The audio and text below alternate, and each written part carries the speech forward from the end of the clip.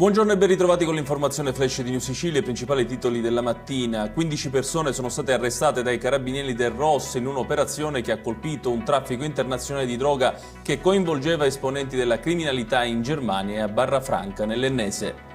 Maxi operazione antidroga anche a Palermo, in particolare nel quartiere Sperone, dove sono stati arrestati in 26 per spaccio e associazione finalizzata al traffico di sostanze stupefacenti aggravata dal metodo mafioso.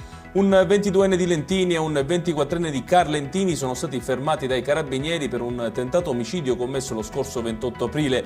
I due avrebbero affiancato l'auto di un 22enne che era alla guida, sparandogli contro diversi colpi di pistola, ferendolo al fianco. Decisivo un video postato sui social da uno dei due.